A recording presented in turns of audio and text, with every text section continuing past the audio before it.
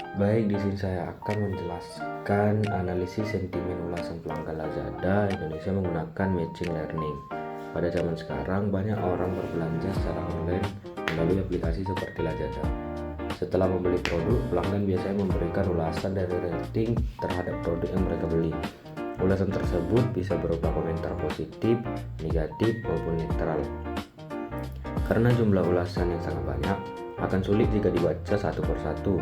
Oleh karena itu, pada proyek ini saya akan membuat sistem yang dapat membantu menganalisis sentimen pelanggan secara otomatis menggunakan machine learning.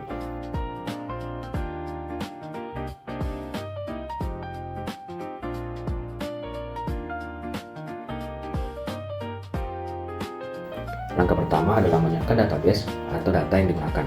Database yang saya gunakan berasal dari Gatle dan berisi berbagai ulasan pelanggan Lazada Indonesia beserta rating yang mereka berikan. Data ini nantinya akan digunakan untuk melatih model agar dapat mengenali pola dari setiap ulasan pelanggan.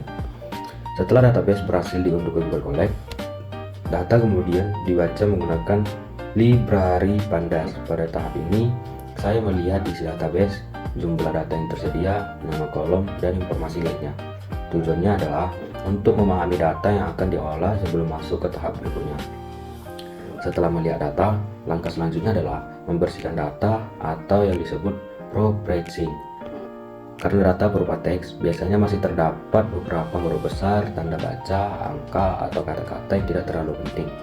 Oleh karena itu, dilakukan beberapa proses seperti mengubah semua huruf menjadi huruf kecil, menghapus tanda baca, angka, dan kata-kata yang tidak memiliki makna penting.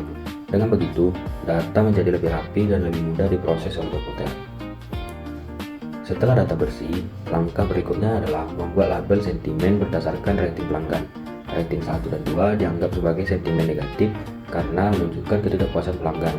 Rating 3 dianggap sebagai sentimen netral karena menunjukkan penilaian yang biasa saja. Sedangkan rating 4 dan 5 dianggap sebagai sentimen positif karena menunjukkan kepuasan pelanggan terhadap produk atau layanan yang diterima. Label inilah yang nantinya digunakan sebagai acuan saat melihat model machine learning. Komputer tidak dapat langsung memahami teks yang ditulis manusia. Karena itu, teks ulasan harus diubah terlebih dahulu menjadi bentuk angka menggunakan metode UTF-IDF. Metode ini membantu komputer memahami kata-kata mana yang sering muncul dan memiliki pengaruh penting dalam menentukan sentimen suatu ulasan. Hasil dari proses ini adalah data numerik yang siap digunakan untuk melatih model. Setelah data siap, langkah berikutnya adalah melatih model machine learning. Model akan mempelajari hubungan antara teks ulasan dan label sentimen yang sudah dibuat sebelumnya. Dari proses ini, model belajar mengenali ciri-ciri ulasan positif, netral, dan negatif. Semakin baik model belajar, maka semakin baik pula hasil prediksi yang akan diberikan. Setelah model selesai dilatih, dilakukanlah beberapa evaluasi untuk mengetahui seberapa baik kinerja model tersebut.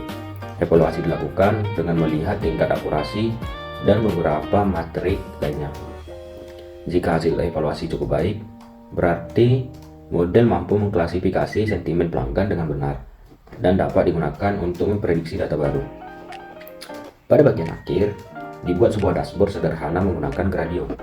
Dashboard ini memungkinkan pelanggan memasukkan sebuah ulasan secara langsung. Setelah ulasan dimasukkan, sistem akan memberikan hasil prediksi apakah ulasan tersebut termasuk sentimen positif, netral, ataupun negatif. Dengan adanya dashboard ini, penggunaan sistem menjadi lebih mudah dan lebih menarik.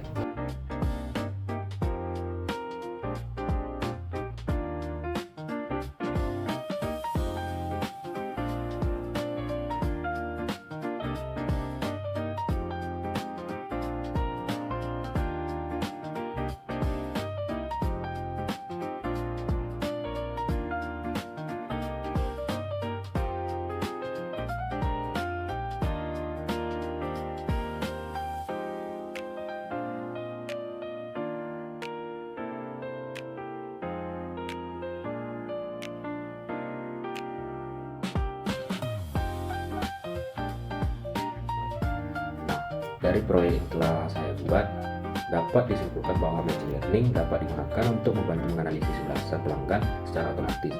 Melalui analisis sentimen, perusahaan dapat mengetahui bagaimana pendapat pelanggan terhadap produk atau layanan yang mereka berikan.